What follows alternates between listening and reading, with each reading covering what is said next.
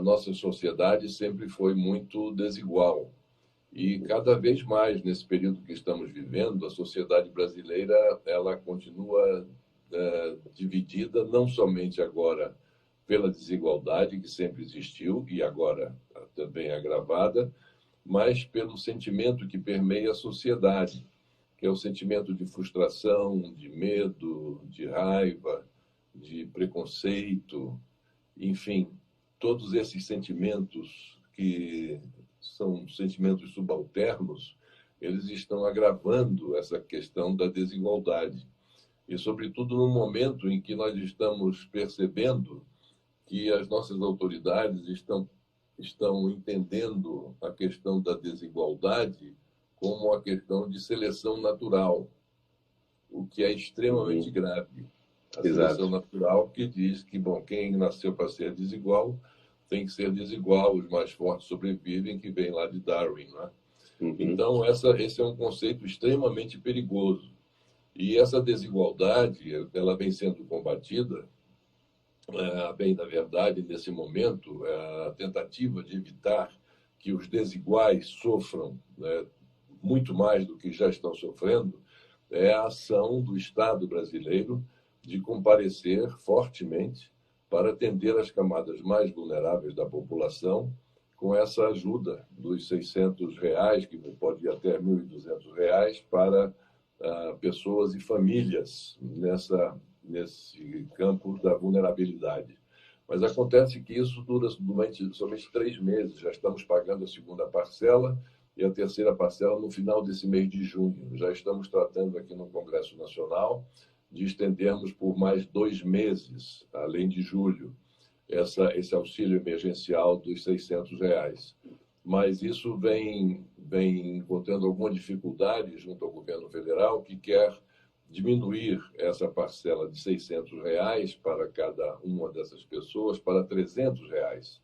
E o Congresso deseja manter esses R$ 600. Enfim, vamos supor que cheguemos a um entendimento e que se continue por 2 meses com os R$ 600. Mas ainda assim gera essa incerteza absoluta a partir de agosto, porque mais 60 dias depois de junho seriam os meses de julho e agosto. E depois de agosto, quando aí se imagina que essa curva da evolução do coronavírus ela se achate e se abra uma perspectiva de que estamos caminhando para um equilíbrio dessa situação, e aí nós nos depararemos com a questão econômica, com a situação econômica de extrema gravidade, e sem que esse contingente de 50 milhões de pessoas possam ter um mínimo para a sua própria sobrevivência. Então, vai ser necessário que o Estado continue muito presente, fortemente presente, para atender a essas demandas. Mas isso, por outro lado, conflita com o programa econômico do atual ministro da Fazenda, da Economia, que o receituário dele é um receituário ultraliberal e que preceitua fundamentalmente o ajuste fiscal. E o ajuste fiscal que ele diz pretender retomar logo quando os sinais de arrefecimento aparecerem em relação ao coronavírus, ele quer voltar a implementar essas medidas de ajuste fiscal. Ajuste fiscal significa arroxo, contenção de despesas, ajuste de contas, que é exatamente o que a população brasileira não está a necessitar. Ela está a Uhum. necessitar do contrário, do apoio fortemente do Estado, independentemente dessa questão de ajuste fiscal, que tem que ficar para o segundo momento, e aí Uhum. será um outro instante em que novas medidas terão que ser adotadas, mas nós temos que, no momento, salvar vidas. Salvando vidas agora no coronavírus e salvando vidas depois do episódio do coronavírus, pela situação dramática e caótica em que a nossa economia se encontrará. E aí nós temos uma outra grande dificuldade, porque a situação econômica do Brasil, resultante desse período terrível que estamos vivenciando, ela concentrará a renda de uma forma brutal. Já está havendo uma concentração brutal de renda nas mãos do sistema financeiro internacional e de uns poucos. Do mesmo modo que hoje nós estamos aterrorizados vendo declarações de médicos dizendo que, em vários instantes, eles têm que escolher entre um paciente idoso e um paciente novo, só que tem à disposição somente um respirador. Qual dos dois terá direito ao respirador e, por isso, qual dos dois terá direito à vida? Essa, que é uma coisa terrível.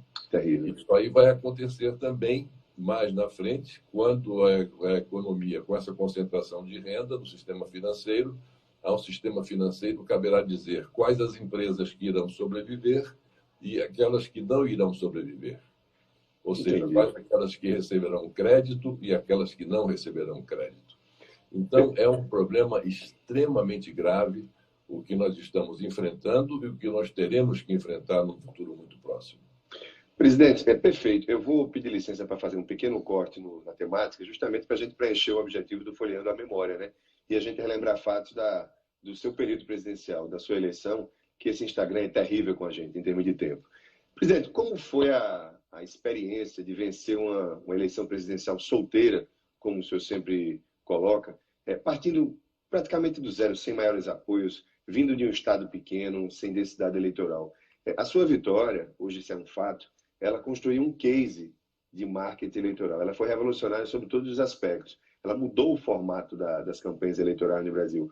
Como é que foi tudo isso? Houve algum fato marcante que o senhor pode recordar para a gente, que naquele momento o senhor disse, eu vou ganhar a eleição? O senhor teve essa certeza?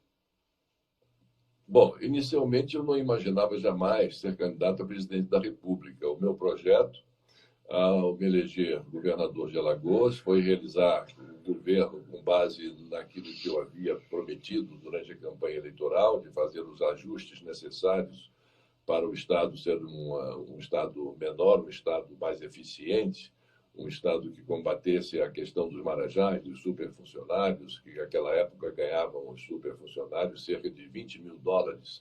Por aí você imagina, em Alagoas, um salário de 100, 120 mil reais por mês era um salário realmente extremamente elevado e que não se conciliava com a nossa realidade.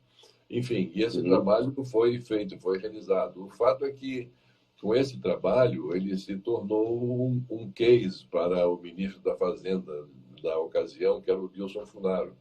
E ele se encantou muito com esse programa e resolveu nos ajudar e colaborar para a execução desse nosso projeto. E dessa execução do nosso projeto resultou uma divulgação muito forte nos meios de comunicação de nível nacional. E daí resultaram também convites para participar de debates, de palestras em universidades, em academias, em associações de classe, em federações de indústrias, de comércio. E aí foi nascendo, então, foi dada uma projeção ao então governador de Alagoas. E a ideia de ser, eu não era candidato ao governo, a ideia que eu tinha era de poder ser candidato ao Senado quando terminasse o meu mandato de governador, que seria o caminho natural.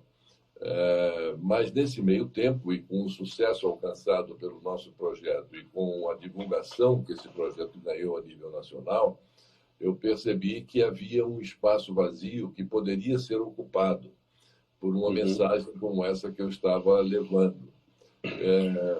Intuição essa e algo que eu pressenti, que foi confirmado depois nas pesquisas que eu pedi para serem realizadas e que apontaram que esse realmente era o caminho para uma candidatura que se quisesse posicionar no pleito que se avizinhava.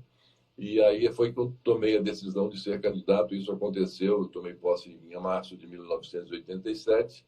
Isso aconteceu quase ao final de 1988, quando aí comecei realmente a moldar a ideia de ser candidato a presidente da República e agir em consequência.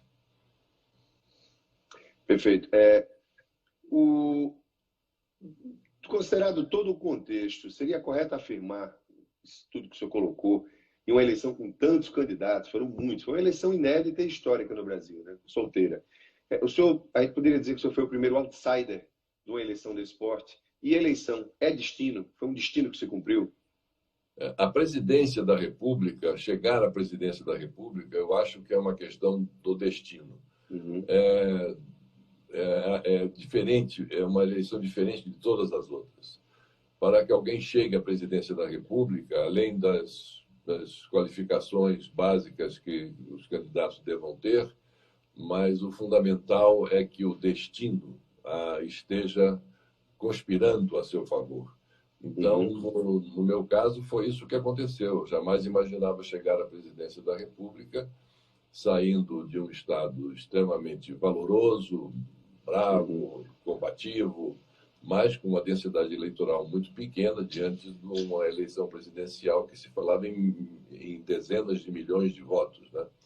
Então, Uhum. isso foi obra do acaso, sobretudo, obra do destino, sobretudo disputando com candidatos da estirpe de um Ulisses Guimarães, que havia saído da campanha das diretas já, que havia saído muito bem da campanha das diretas já, havia saído da promulgação da Constituinte, da elaboração da nova Constituição, enfim, um homem carregado de serviços prestados ao país e, portanto, merecedor da confiança e do voto dos brasileiros, além do governador Leonel Brizola, então do presidente Luiz Inácio Lula da Silva, Uhum. de Mário Covas, enfim, de inúmeros outros.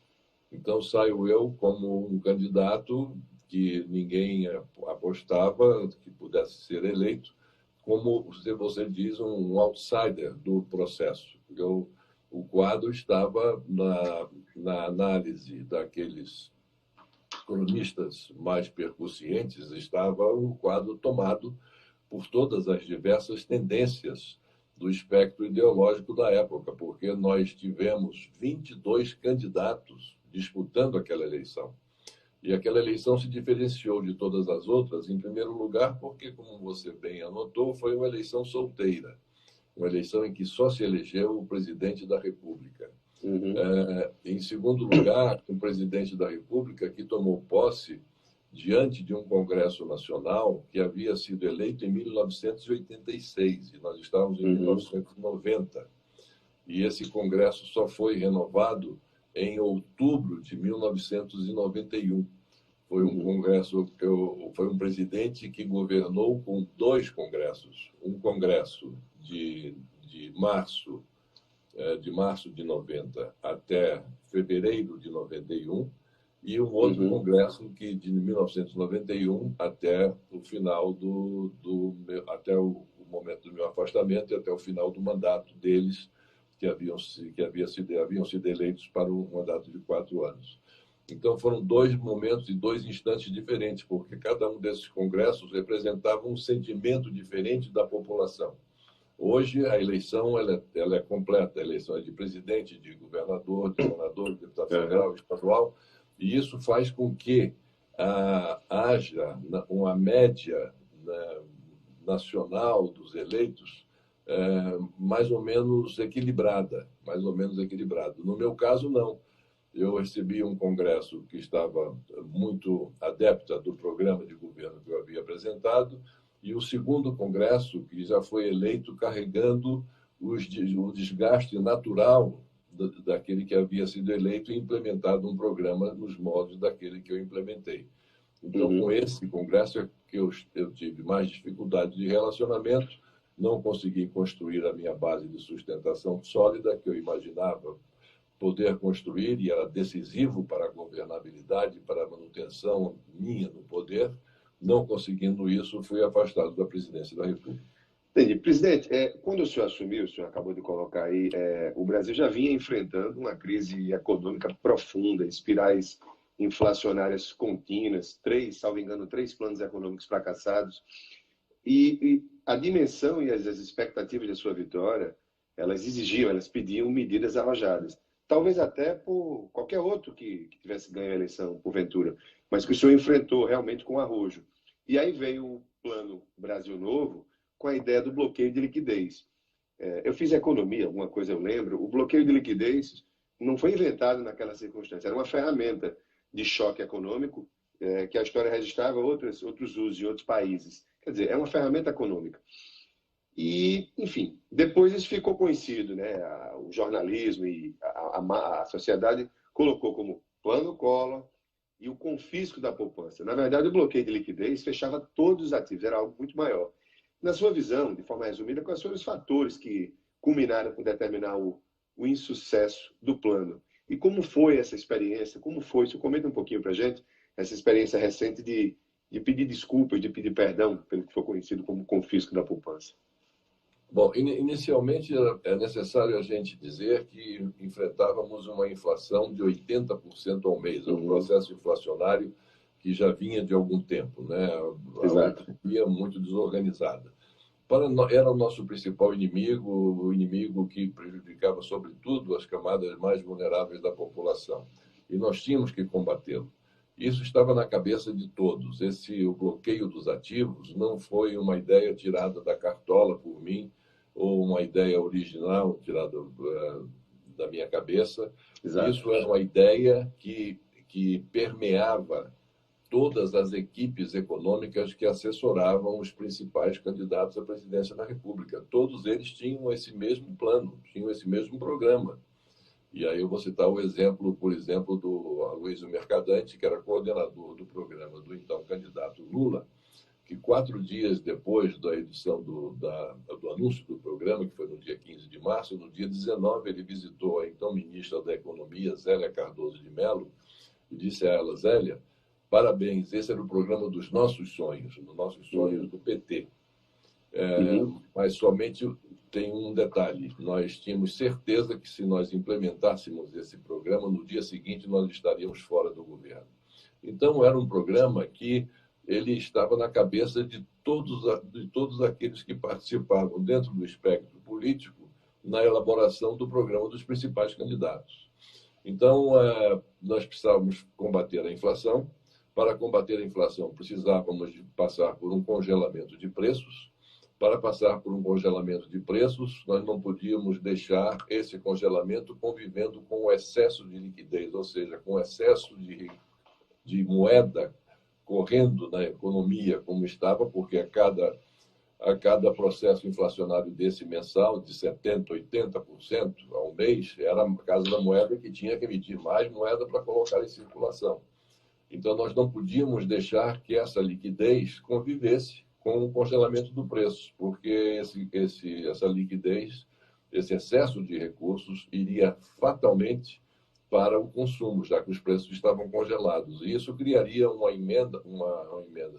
criaria uma inflação pelo outro lado, o lado da demanda. E isso aí criaria um problema terrível, porque além de criar uma inflação pelo lado da demanda tão severo quanto a inflação de custos, isso nos traria uma quebradeira enorme de empresas e indústrias que não teriam condições de abastecer o mercado na medida da demanda que se estava apresentando naquele momento em função... Um imenso desafio. Um imenso desafio. Então, era uma medida que não tinha outra medida a ser adotada, a não ser aquela.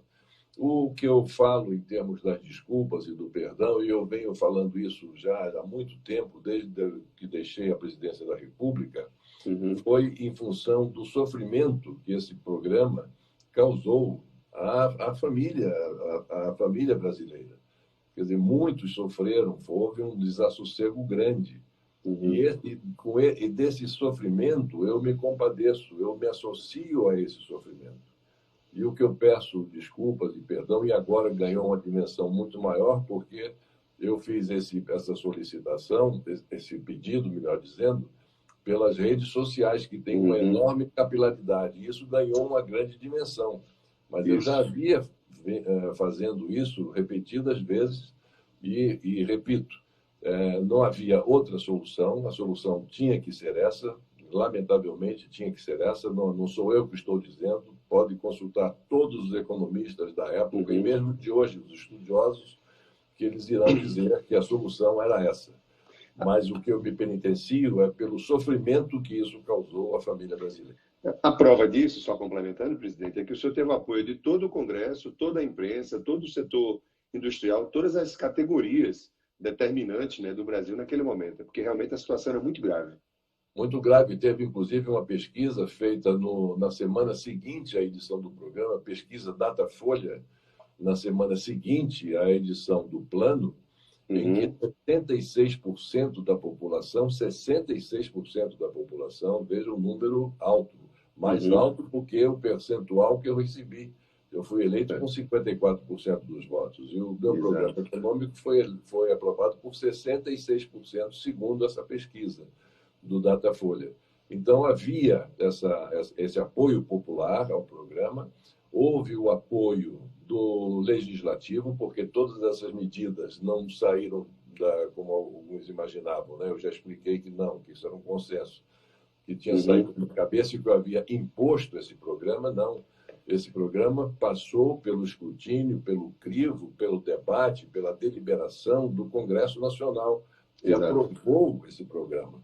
E naquela ocasião também várias ações deram ingresso no Supremo Tribunal Federal contra a parte desse programa, e o Poder Judiciário também, ele nos deu razão, até porque muito bem lembrado. O nosso relator, o nosso ministro da Justiça, por quem passou todo esse programa, todas essas medidas constantes do programa econômico, que era o Bernardo Cabral, havia sido o relator da nova Constituição. Então, ninguém mais do que ele sabia os meandros do que seria possível ou do que seria possível. Então, havia muita robustez, muito embasamento jurídico em todas as medidas que nós adotamos e implementamos. E aqueles que acharam que havia alguma coisa errada ingressaram na Justiça, e a Justiça deu ganho de causa a nós, porque o trabalho que o Bernardo Cabral fez de lapidar cada uma daquelas medidas provisórias, projetos de lei, foi exemplar. Daí o resultado do Poder Judiciário nos ter dado razão em todas as medidas que nós adotamos. Perfeito. Presidente, no caminho da sua gestão, a gente acabou de falar de um espinho, né, de um grande espinho, mas tivemos muitas flores. Me parece que a sua gestão ficou muito marcada por um processo, por uma busca muito determinada de modernização do Brasil, pela ideia de tornar o país competitivo no cenário daquela globalização que se iniciava. O Muro de Berlim tinha caído há 3 anos, o mundo estava se reunificando, sobretudo no aspecto maior disso, que é a troca de mercadorias, é o comércio, é o aspecto principal da economia.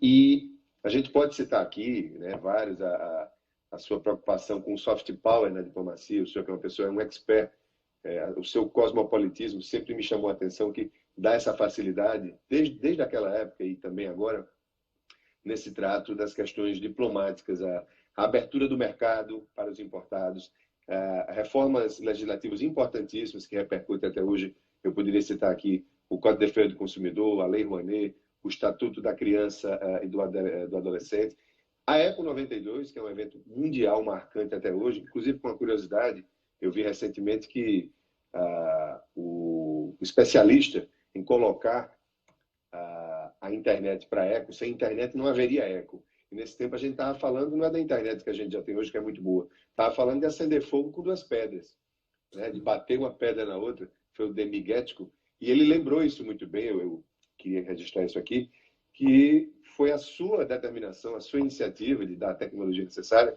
que praticamente deu o primeiro pontapé na internet no Brasil. Enfim, houve várias flores, a gestão conseguiu pontos muito produtivos, né? E muitos já o compararam, eu vi isso recentemente, vou colocar aqui para o senhor. O senhor foi uma espécie de Margaret Thatcher brasileira, primeira-ministra inglesa. Como é que o senhor vê isso? O senhor acha que essa comparação ela é positiva? Bom, enfim, há muitas coincidências entre o programa da primeira-ministra Margaret Thatcher e o programa que nós iniciamos aqui no Brasil. A situação era, enfim, tirando as devidas, tomando as devidas precauções na comparação com um país e outro, que temos diferenças grandes, mas, enfim, em linhas gerais, nós tínhamos que atacar, fundamentalmente, o problema do isolamento. Não é? Então, o Brasil, como a Inglaterra, era um país extremamente isolado. O Brasil estava ainda sofrendo de de um certo preconceito de ex-colônia. E um país muito fechado dentro das suas próprias fronteiras, com medo de colocar o barco para navegar, enfunar as velas e sair em busca de novas áreas países com os quais nós poderíamos fazer entendimentos comerciais, mas para isso nós tínhamos que nos abrir. E foi isso que nós fizemos. A abertura comercial serviu para que o Brasil se inserisse de forma competitiva no cenário internacional e, no caso específico, do comércio, no sistema comercial e financeiro internacional, demonstrando que nós queríamos ser e somos parceiros confiáveis, parceiros que as pessoas pudessem ter certeza de que cumpriríamos os nossos entendimentos e os nossos acordos. E assim foi feito.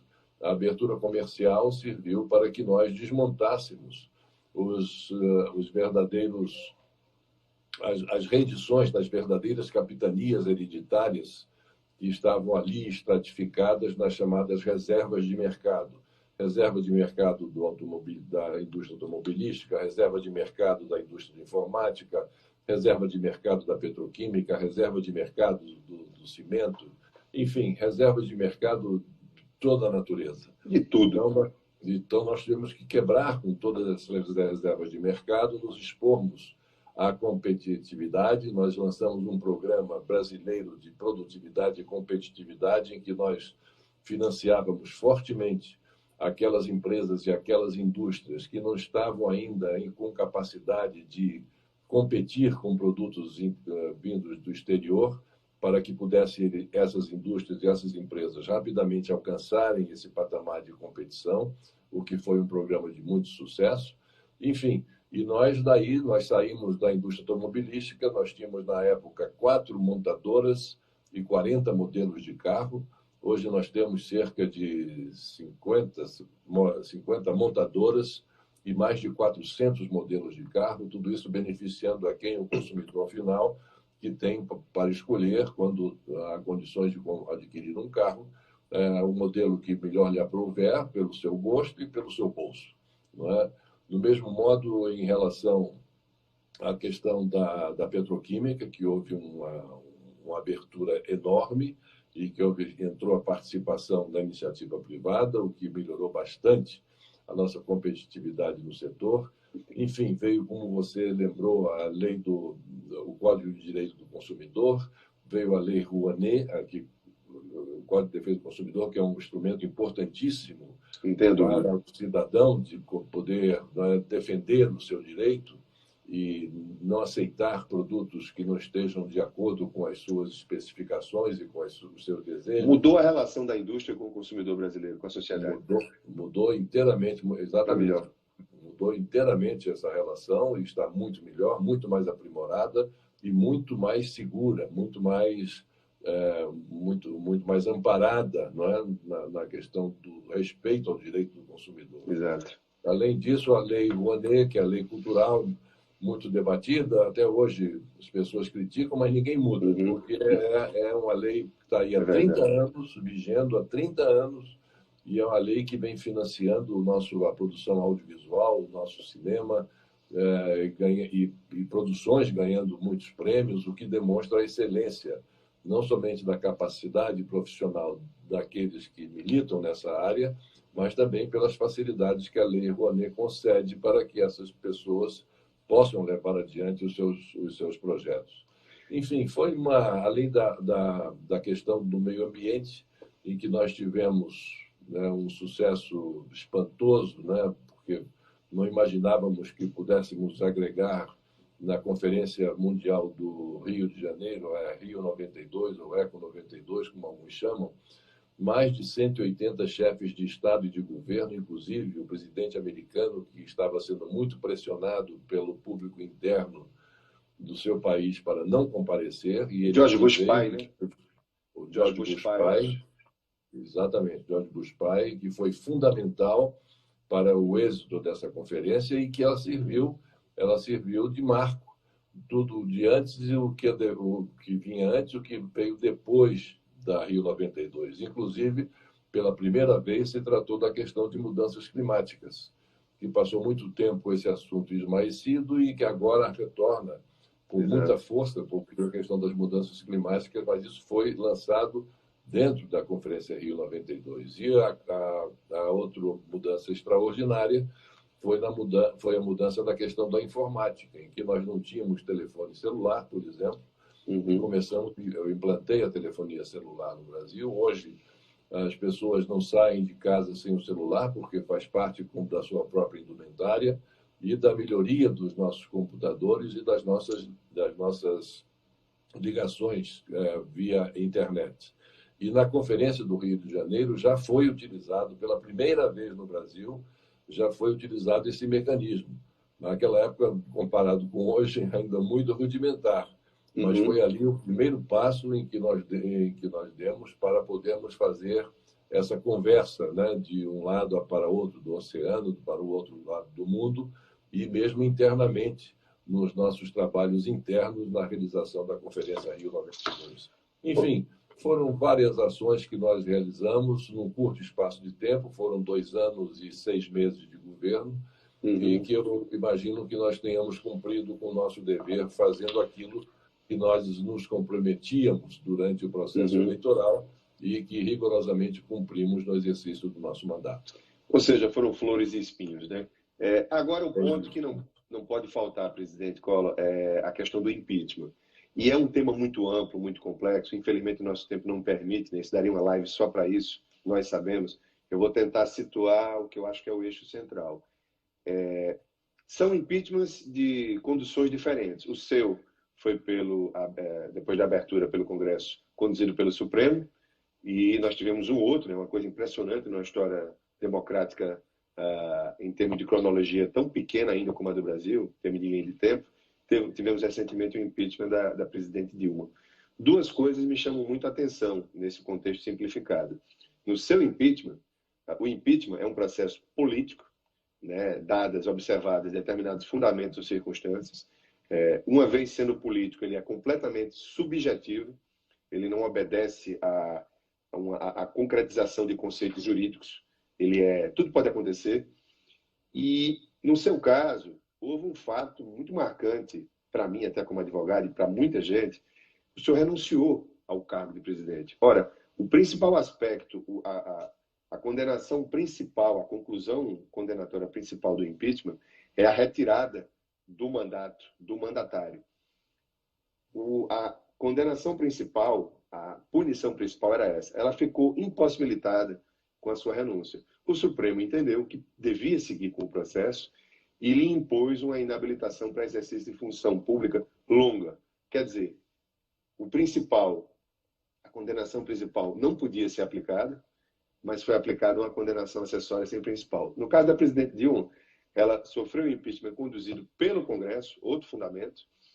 Ela teve a punição principal aplicada e a ela não foi, é curioso isso, não foi colocada a punição acessória. O senhor, inclusive, quando o senhor se pronunciou para votar no processo de impeachment da presidente Dilma, o senhor fez um discurso histórico, considero eu, que o senhor fez uma comparação mostrando que o rito, aparentemente, era igual, embora com fundamentos de abertura distintos.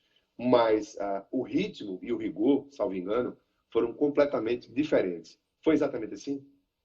Foi exatamente assim. Eu me permito até, porque esse é um programa tão específico para a questão do direito, para que fique muito, muito claro a diferença entre o processo, era a mesma Constituição, o mesmo rito, mas o ritmo e o rigor completamente diferentes. Então, me permito aqui ler, porque são 20 itens, eu colhi 5. Em 2015, quando eu falar 2015, é o impeachment da presidente Dilma. Quando eu falar 92, é o meu impeachment. Em 2015, passaram-se 92 dias entre a apresentação da denúncia e o seu acolhimento pelo presidente da Câmara dos Deputados. Em 1992, no meu, a denúncia foi acolhida no mesmo dia em que foi apresentada. Em 2015, a comissão especial foi instalada 106 dias após o acolhimento da denúncia. Em 1992, essa instalação levou apenas 2 dias. Em 2016, passaram-se 24 dias entre a chegada do processo ao Senado e o afastamento da presidente. 24 dias. Em 1992, o presidente foi afastado 2 dias após a chegada do processo a esta casa. No Senado, nessa casa do Senado, no Senado, a comissão especial dedicou 9 reuniões, mais de 70 horas à discussão e à votação da admissibilidade do processo. Em 1992, a decisão foi tomada em uma única reunião que durou 1 hora e 15 minutos. E agora faltam mais 2. A minha defesa, a defesa da presidente Dilma, teve 7 participações em 2016 na Comissão Especial do Senado. A minha defesa não teve nenhuma participação. O parecer de admissibilidade da Comissão Especial do Senado teve, em 2016, 128 páginas. Em 1992, a minha admissibilidade da Comissão Especial do Senado teve apenas meia página.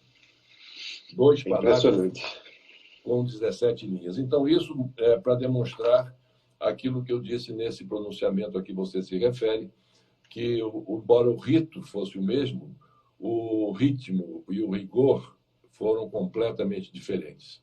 E aí vem o processo da minha inabilitação por 8 anos, que foi um absurdo jurídico, porque eu apresentei a minha carta-renúncia, tão logo iniciou a sessão do meu julgamento, porque o Senado, como nós sabemos, foi transformado, pela Constituição, é transformado em tribunal, presidido esse tribunal pelo presidente do Supremo Tribunal Federal.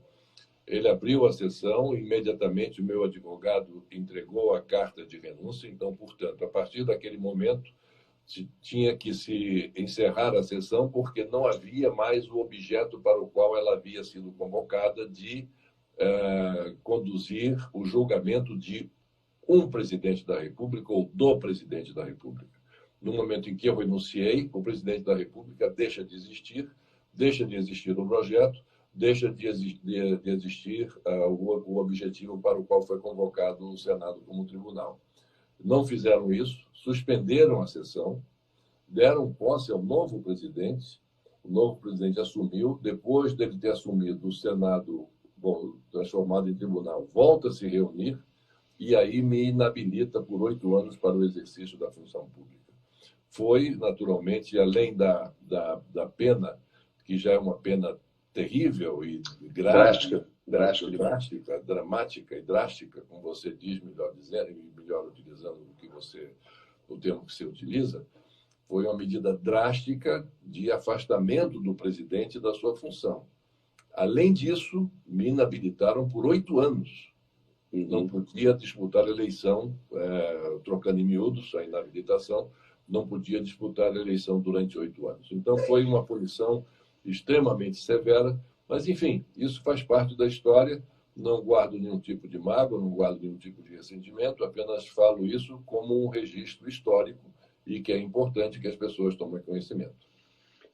Foi praticamente, enfim, acho que eu posso afirmar isso aqui na condição de entrevistador, foi quase um expurgo político. Só que o senhor cumpriu aí, bem ou mal, cumpriu esse prazo todo, essa punição, retornou, se elegeu senador e já se reelegeu senador. E está causando, presidente, nas redes sociais. O termo que meu filho colocou é: está causando.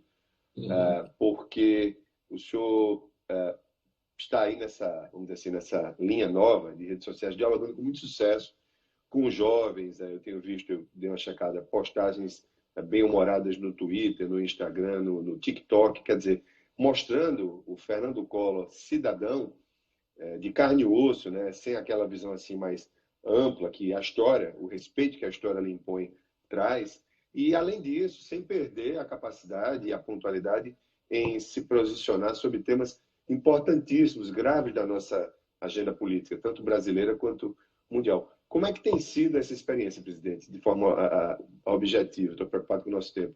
E a relação do homem público hoje com a sociedade, ela é direta? Você acha que os jovens estão vindo para a discussão política através das redes sociais? Ah, sem dúvida nenhuma. Foi uma descoberta de um novo mundo. Essa quarentena deu oportunidade para que eu ingressasse e dirijo nas redes sociais e estou muito feliz com o resultado disso, porque eu fiz o levantamento das pessoas que participam no meu Twitter e a faixa de idade vai dos 25 aos 35 anos de idade. Então, vejamos, eu tomei posse há 30 anos atrás. Então, essa faixa de idade, de 25 a 35 anos de idade, não acompanhou o meu governo. Está conhecendo o senhor agora? Só estou tomando conhecimento pela escola e tal, enfim, muitas vezes de forma distorcida. Exato. E eu tomei conhecimento disso pelas perguntas, pela curiosidade demonstrada pelos internautas que participam do meu Twitter, com perguntas muito diretas, muito firmes. Às vezes até duras, às vezes até duras, às vezes até duras e com termos muito heterodoxos, mas, enfim, isso faz parte desse novo linguajar, desse novo ambiente, desse novo espaço democrático que a internet nos proporciona e que quem tem que nos adaptar somos nós, porque o tempo passa. Perfeito. Quando ele não passa, fica. E eu não quero ficar, eu quero passar junto com ele. Então, eu tenho que me adaptar a esse novo mundo. E diante dessas perguntas todas que foram feitas, muitas delas, a maioria delas era sobre essa questão do chamado confisco da poupança e tal, e que eu explico, olha, foi muito além do confisco da poupança, foi o bloqueio de todos os ativos, e as pessoas ficaram circunscritas ao que chamam de forma equivocada confisco, mas já ficou o confisco, porque eu devolvi todo esse dinheiro. O confisco é quando você pega algo e não devolve. E eu devolvi todos esses recursos bloqueados em 18 parcelas, a última delas tendo sido paga em agosto de 1992. Então, o meu contato com essa juventude, com essa faixa da população brasileira, tem sido para mim extremamente gratificante. Eu estou muito feliz com o sucesso que tem alcançado, pela possibilidade que me dá de explicar, de colocar algumas questões, e já está se formando aí grupos a favor do Collor, enfim. Tudo isso é muito, muito engraçado. Né? Por isso que eu falei, isso está causando. Engraçado no sentido porque eles se tomam mesmo, eu sou muito agradecido a eles, e estimulo muito a formação desses grupos, mas eu acho muito engraçado a forma como eles rapidamente perceberam os equívocos que eles estavam cometendo, porque não tinham, não por culpa deles, mas porque eles não tinham a outra versão da história, eles tinham uma versão do que tinha acontecido. E no momento foi dado a eles, no determinado momento, a versão de quem viveu o fato, que no caso foi a minha versão. Então, eles cotejando a minha versão e a versão que eles tinham anteriormente, eles correlacionam isso e fazem o seu correto juízo. E eu fico muito satisfeito, e daí o meu sorriso de agradecimento, de satisfação, pelo fato de que, quando eles fazem o seu juízo, o juiz é favorável ao meu período como presidente. Pois é como dizia aquela música do Belchior, presidente, né? O novo sempre vem. Não adianta você amar o passado e ficar sem querer ver, a frase é outra, mas o novo sempre vem, e a gente percebe, eu vejo com muita satisfação essa adequação da política, a sua, de tantos outros, em ter essa linha direta com o jovem, porque o jovem, a percepção dele é muito forte, e ele certamente está entendendo as coisas por ele, sem os registros oficiais, muitas vezes imprecisos ou incompletos. Um ponto aqui, em relação de todos esses desafios de vida, de sobrevivência, duros que nós estamos vivendo aqui, o que diz respeito especificamente à justiça eleitoral. O de adiar as eleições, que praticamente já está certo, né? Nós vamos ter adiamentos. Eu queria ouvir a opinião do senhor sobre como é que isso pode impactar nessa campanha de eleição municipal, onde a maioria dos 5.570 municípios brasileiros é de municípios muito pequenos, onde a campanha é no corpo a corpo, no dia a dia, no olhar, embora as redes sociais já estejam cumprindo um papel muito forte, mas é bom lembrar que quase 40% da população não tem internet de qualidade, evidentemente tem celular, mas não tem internet. E que o senhor se pronunciasse rapidamente sobre 2 pontos. Eu digo rapidamente porque a gente ainda tem algumas perguntas importantes para lhe fazer. Sobre se prorrogação de mandatos, como é que o senhor vê? É golpe constitucional? E unificação de mandatos. Bom, a prorrogação e unificação, eu diria que são temas anticonstitucionais, não é? A Constituição está aí, ela está rígida, é clara, e nós temos que fazer e realizar as eleições dentro do período estabelecido pela Constituição. Isso é fundamental. Isso é a Constituição à qual todos nós estamos submetidos. O que nós podemos falar no momento de pandemia, sem dúvida, é a questão do adiamento. Do adiamento não ser em outubro, ser em novembro, né? E o segundo turno em dezembro. Isso é possível, sim, realizando dentro do mesmo ano, mas com a posse dos eleitos no dia 1º de janeiro, conforme determina a Constituição. Então, isso aí é possível, havendo um entendimento entre o Tribunal Superior Eleitoral e o Congresso Nacional, que isso aconteça, e é o que me parece poderá ter uma tendência forte de acontecer. Mas, de qualquer maneira, mesmo ela sendo postergada a data da eleição, será uma eleição completamente diferente das outras, porque são as eleições nós conhecemos, sobretudo na nossa realidade, no interior, né, as enormes filas que se montam, né, que fazem porque houve uma redução muito grande do número de sessões eleitorais. Então, antes havia sessões eleitorais nos sítios, né, dos municípios. Fazendas, né? E agora está na sede dos municípios. Então, tem que trazer todos esses eleitores dos sítios para a sede do município, para onde estão as sessões eleitorais, para votar. E isso dá uma enorme aglomeração de pessoas. E essas pessoas dos sítios, elas, em geral, estão mais defendidas da propagação do coronavírus do que aquelas das grandes das sedes dos municípios. Então, vai haver um contato dessas pessoas que estão longe do processo de infecção com pessoas que estão próximas de um processo de infecção. E nós não sabemos direito ainda o que disso resultará, se uma segunda onda de infectados pelo coronavírus ou não, enfim. Mas é uma eleição em que terá que ser tomado muito cuidado, os mesários terão que ser, todos eles, muito bem vestidos, com aquelas roupas, aquelas proteções todas, tem que ter o álcool gel, enfim. Mas, naturalmente, para isso, o Tribunal Superior Eleitoral estará debruçado, trabalhando junto com um grupo de cientistas, junto com um grupo de epidemiologistas e pessoas que vão aconselhar e estabelecer um método e a melhor maneira de se realizar essa eleição com o menor custo possível de vidas, né? De preferência que não haja nenhuma perda de vidas nem de infectados. Mas isso sim, prorrogação de mandatos, não. Eu sou contrário à prorrogação de mandatos dos atuais prefeitos, seja a prorrogação intentada ou pensada em qualquer instante da nossa vida pública. Prorrogação é um instrumento fora da Constituição e é um arranjo que se fazia no passado para satisfazer os objetivos políticos daqueles detentores do poder à época. Um atentado à democracia, né, presidente? É um atentado ao processo democrático que está inscrito com letras de ouro na nossa Constituição. Então, a prorrogação de mandatos... Soberania popular. Adaptação da soberania popular.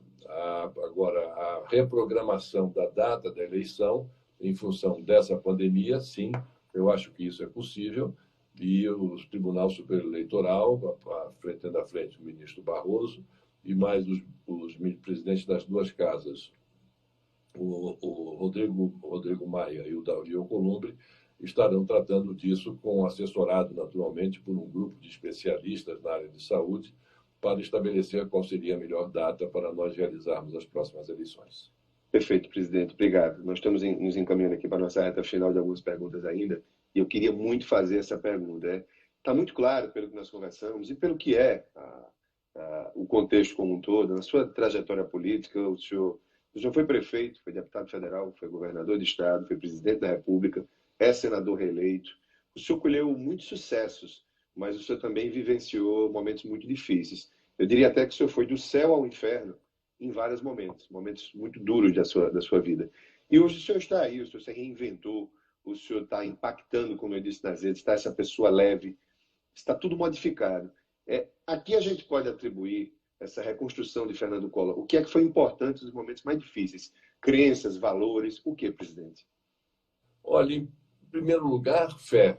Não é? Eu acho que Uhum. a fé nunca deve nos abandonar. A fé de que as coisas vão melhorar, de que as coisas vão novas portas e novos horizontes vão se descortinar e novas portas vão se abrir, não é? Uhum. E continuar fazendo o seu trabalho, continuar fazendo dedicado ao seu trabalho e naquilo que você acredita. Isso aqui é fundamental, não é? E foi isso que eu vim fazendo ao longo desse tempo. A questão das redes sociais, eu entrei com algum atraso. Eu comecei tati-bitati com as Uhum. redes sociais, no Twitter, mas de uma forma muito careta, de uma forma, para usar um termo que é muito usado, de uma forma muito careta e que não estava dando liga, não estava dando Uhum. uma liga, não estava vinculando o que eu Tropeçando. falava com o que as pessoas que estavam querendo participar entendiam como algo que valesse a pena dar prosseguimento. Uhum. Então, resolvi popularizar mais as minhas mensagens, sempre tendo uma parte mais séria, como se fosse um editorial do dia, que é aquela em que eu expresso a minha opinião sobre a situação nacional, sobre a situação pela qual o país vem atravessando, com as Uhum. críticas e com as advertências que eu acho que devo fazer na condição. Presidente, me permita, eu vou, enfim, a gente teve as nossas circunstâncias, eu vou pedir licença ao senhor e a todos que nos acompanham o seguinte, eu vou encerrar essa live, em 1 minuto eu abro uma seguinte, só para a gente concluir, pode ser? São só duas ou Pode três ser, perguntinhas, para a gente claro. não ficar com esse desrespeito ao senhor e ao seu público. O segundinho, presidente.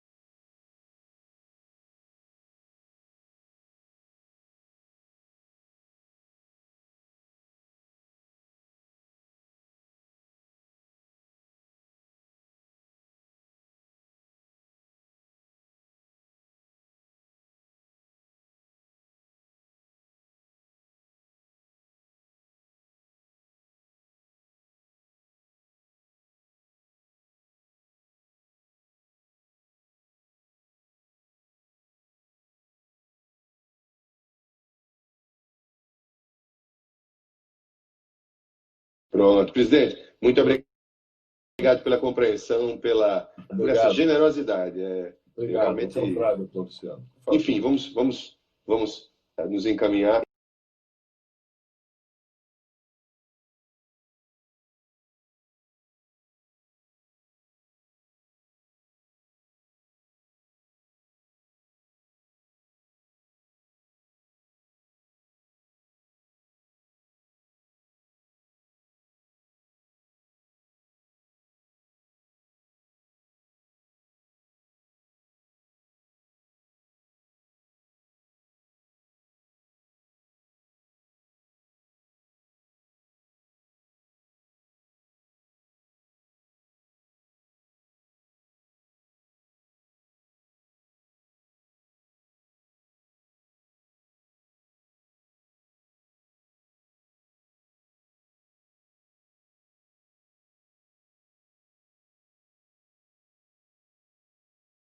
extraordinário, para mim, inédito, e que tem me dado uma grande alegria, uma grande satisfação pela interação que tem havido entre a minha pessoa e os internautas e a possibilidade de nós ficarmos continuamente dialogando, trocando ideias e dando explicações para algumas perguntas que são feitas, respondendo outras, enfim, e sempre num tom, né, mais descontraído, bem mais descontraído, ao mesmo tempo em que eu sempre coloco, né, diariamente uma espécie de um editorial em que eu trato das questões, né, nacionais e às vezes internacionais, temas que são da nossa atualidade, em que eu coloco a minha visão e a minha opinião também para o debate daqueles que, lendo, concordam ou não concordam e me digam por que concordam, por que não concordam, e aí é mais um incentivo ao debate e à discussão. E isso é que tem realmente me dado muita alegria e muita recompensa do ponto de vista pessoal no trato com os nossos internautas. Motiva muito, né, presidente? Motiva demais. Eu queria ouvir a sua opinião sobre um tema que eu acho que é extremamente delicado, que, na verdade, todos nós, mundo talvez mais o ocidental, não sei dizer, a gente está tentando aprender e compreender. A gente tem visto a extremização do discurso político, tanto no mundo, nas democracias ocidentais, como aqui no Brasil também. A eleição do presidente Bolsonaro retratou isso. A gente tem visto também, houve experiências lá fora como o Brexit, como toda aquela revelação da Cambridge Analytica, a obtenção, muitas vezes clandestina, de dados pessoais, que é um efeito colateral do uso contínuo e maciço de redes sociais, não é verdade? Mas a obtenção desses dados e o tratamento matemático deles, de forma a criar perfis de gostos pessoais e depois voltá-los à construção de mensagens políticas que possam influenciar, decidir, engajar o eleitor e quase sempre sem ele perceber, influenciar no seu direito sagrado e soberano de votar. E o que a gente percebe muito é que as pessoas, tem vários livros aí, enfim, que eu mesmo tenho lido, mas uma coisa que me chama muita atenção, presidente, é o seguinte: as pessoas, em geral, hoje, elas não querem realmente aprender, compreender, para depois tirarem as suas conclusões. De forma geral, por N motivos, as pessoas querem encontrar o argumento certo para o que elas, em tese, pensam. E aí a gente se vê diante de argumentos ou de sentimentos muito pesados, tipo, a gente vê a política sendo feita com ódio, com discursos autoritários. Como é que você está vendo tudo isso? O senhor concorda, discorda? Qual é a sua percepção? Bom, inicialmente eu gostaria de colocar que eu sou uma pessoa insuspeita para tratar sobre isso, porque quando ainda não se falava em fake news, eu fui uma pessoa brutalmente atingida pelo que hoje nós chamamos fake news, embora não pelas redes sociais, mas pela mídia tradicional. Tanto assim é que depois de ser acusado de inúmeras coisas, na suposição de que essas acusações fossem verdadeiras, fui afastado da presidência. 2 anos depois, fui absolvido de todas as acusações que me fizeram. E em todos os instantes, a partir daí, isso já lá se vão 25 anos, em todos os momentos em que se referem a mim, falam somente das coisas negativas e nunca colocam que ele foi absolvido, Collor foi absolvido pela justiça de todas essas acusações. Inclusive então, dos 2 processos, me permita, os 2 processos do Supremo, né? Os 2 processos do Supremo, um por unanimidade. Exato. Então, tudo isso, não é? Tudo isso, então, demonstra que eu sou insuspeito para falar sobre essa questão de fake news, porque ninguém não estou dizendo que ninguém é mais afetado, mas se tem alguém afetado por isso, está sendo tão ou igual a mim, mas não. Então, em relação a essa, concordo com você plenamente que a utilização desse novo mecanismo, né, dessa nova ferramenta que nós temos, que é a internet, que são as mídias sociais, que elas vêm sendo utilizadas de uma forma equivocada, errada, condenável, porque denigre a imagem das pessoas, ataca a honra alheia, desconstrói a dignidade das pessoas. Enfim, tudo isso é verdade e tudo isso precisa ser, de alguma forma, contido. Precisa ser, de alguma forma, contido. Agora, daí a nós acharmos que a legislação que foi proposta, o projeto de lei que foi proposto e que está aí em tramitação, A MP, isso. seja o ideal, não o PL, é. o PL, Esse, perdão. em relação a esse projeto, eu não tenho a minha menor simpatia por ele, Muito bom até registro, porque presidente. ele é muito perigoso, ele vai e alcança a questão da censura prévia, ele dá um poder muito grande às operadoras do sistema, que Uhum. são particulares e que podem, com isso, esse limite tênue entre o que é a privacidade da pessoa e o que, e o que é uma eventual fake news é uma diferença muito tênue, e isso deixa o cidadão inteiramente desguarnecido dos seus direitos e garantias fundamentais, que é um direito, regra de ouro, que está inscrito na Fundamental. nossa Constituição. Fundamental. Então, isso que aí está não tem a minha menor simpatia, não contará com o meu apoio. Acho que o trabalho que vem sendo realizado pelo o Supremo Tribunal Federal e agora, juntamente com o Tribunal Superior Eleitoral, em função da coincidência de diversos processos que tratam de fake news, eu acho que daí poderá surgir alguma coisa inovadora, até porque eles estão tratando com os detalhes, né? Estão tratando com a matéria-prima, de onde, como se fazem essas fake news, quem financia, quem está por trás, a que interesses obscuros isso está atendendo.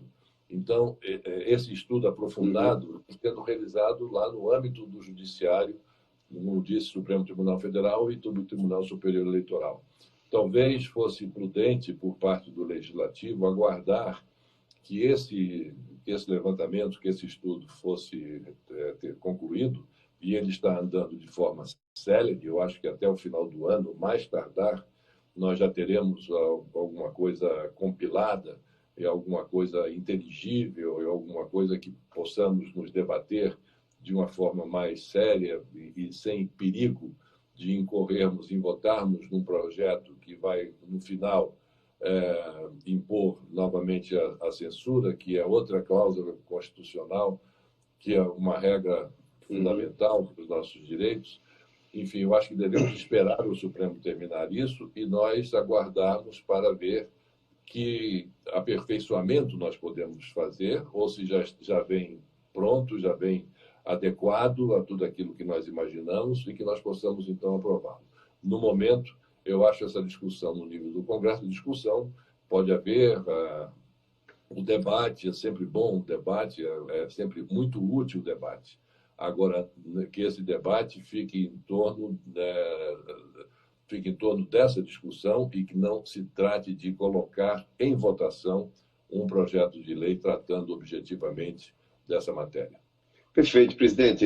Isso até é uma revelação muito boa, até além do nosso projeto aqui do Folheando, mas de uma atualidade, de um tema crítico, fundamental para a nossa sociedade, para a nossa ideia de país, em termos de liberdades individuais, liberdade de expressão e, evidentemente, o banimento a qualquer tipo de censura, mas com regras, com limites, porque o mundo hoje ele não vive sem internet, ele não vive sem tratamento de dados. A LGPD brasileira, a Lei Geral de Proteção de Dados, ela foi praticamente toda copiada do Regulamento Geral de Proteção de Dados europeu. Isso envolve outras questões culturais. A gente aqui precisa, mais do que nunca, sempre precisou, e me parece que precisa mais do que nunca, evoluir num planejamento sério do nosso sistema educacional, porque sem educação a gente vai sempre para o raso, presidente. A gente vai deixar aflorar, me parece, as emoções mais humanas e, ao mesmo tempo, mais duras que nós, seres humanos, temos. Então, eu acho que a gente precisa dessa questão da educação. E aguardar que agora essas questões se esclareçam. Eu fico muito feliz de ver esse registro do senhor em relação a esse rechaço, da forma assodada como os PLs que tratam aí dessa compartimentização das questões de tratamento de dados que inclusive atrapalham a vigência da própria LGPD, que seria agora em agosto, está terminando o vacatio legis dela. Eu fico muito feliz de ver isso. Agora, nossas duas últimas perguntas. Como é que o senhor quer lembrar, o senhor quer ser, perdão, uma antes, a gente falou em eleição presidencial como destino, o senhor asseverou isso muito bem.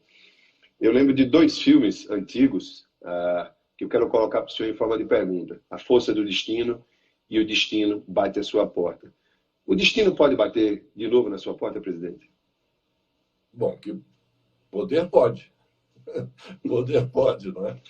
Não posso dizer que não posso bater, mas não é. Eu não espero essa saudação de alguém que esteja batendo, que o destino esteja batendo na minha porta. O que eu trabalho é para cumprir bem o meu mandato de senador e, bem cumprindo o meu mandato de senador, trabalhando em favor de Alagoas, poder pretender apresentar a minha candidatura novamente ao Senado nas eleições de 2022. Perfeito. Presidente, Fernando Collor, como é que o senhor quer ser lembrado? O que é que, na sua visão, faz justiça à sua biografia? Eu gostaria muito de ser lembrado, doutor Luciano, como um homem que esteve à frente do seu tempo. Porque realmente o meu governo ele ficou cada dia mais claro que estava muito adiante do tempo em que nós estávamos vivendo, da consciência coletiva que tomava conta do país naquele momento, que ninguém imaginava de repente uma abertura, ninguém imaginava de repente um descortino desse, né? De que, puxa, agora nós fazemos parte do mundo, não é? Nós precisamos nos lembrar que eu tomei posse em março de 90, em novembro de dezembro de 89, caiu o Muro de Berlim. Exato. Quer dizer, 3 meses depois do caída do Muro de Berlim, do fim desse mundo bipolar e do início, né, desse processo de globalização, o Brasil, nesse momento de ebulição mundial, ele também tem a sua ebulição interna e ele se mostra como um parceiro internacional com uma inserção, como disse atrás, competitiva no cenário internacional, tanto no campo econômico quanto no campo da diplomacia. Enfim, e as medidas que nós tomamos foram medidas muito à frente do nosso tempo. Então, eu me permitiria, respondendo a sua pergunta, dizer que eu gostaria de ser visto como um homem à frente do seu tempo, no momento em que esteve exercendo a presidência da República. Perfeito, presidente. E a nossa última pergunta? Eu teria aqui N perguntas, mas a gente já abusou demais da sua boa vontade, tivemos nossos problemas. A última pergunta é que realmente essa pessoa, voltamos para o campo pessoal. Se fosse para escolher a música da sua vida, qual seria? A música da minha vida? Olha, depende do momento, depende do instante em que a gente esteja vivendo. Ou as músicas? Eu gosto muito de ópera, gosto muito de música popular brasileira, gosto muito, enfim, de música clássica, mas eu ficaria com a música que ontem eu estava ouvindo, casualmente. E é uma música que, repetidas vezes, ela me vem à memória, que é Epitáfio, dos Titãs. Diz muito. É uma filosofia musical. É uma filosofia fantástico, musical. Presidente. Fantástico, fantástico. Presidente, de novo, eu quero primeiro agradecer e pedir desculpa a todos os nossos acompanhantes aqui, né? Não só agora, como na repercussão que isso vai ter. Lamentar profundamente o problema que nós tivemos com o link para o YouTube, para a Abradep. A gente vai arrumar um jeito de colocar essa entrevista lá no canal da Abradep, sim. Pedir desculpa também por não ter interagido com os comentários, né? Porque senão a gente precisaria de muito mais tempo. Os comentários, eu posso assegurar ao senhor, são extremamente positivos, elogiosos. Isso é uma coisa realmente que deixa a gente feliz.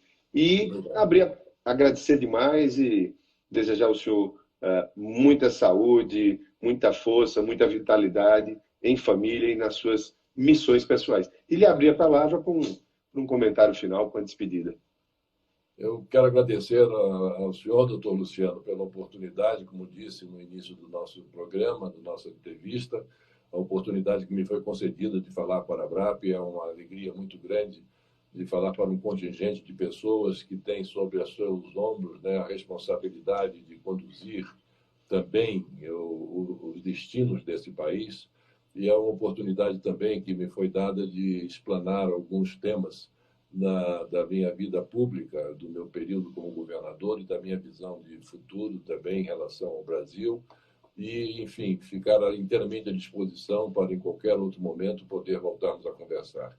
Muito obrigado, um bom dia, uma boa tarde, uma boa noite a todos. Perfeitamente, presidente. E a gente fica com a mensagem de esperança de que a gente possa sair disso com o mínimo de perdas possível. E lembrando a letra de Lulu Santos, né? A gente sabe que nada do que foi será de novo do jeito que já foi um dia, mas que no futuro possa ser bom e a gente possa estar nele. Muito obrigado, presidente Fernando Collor. Foi uma honra dar a entrevistá-lo. Muito obrigado, doutor Luciano. Muito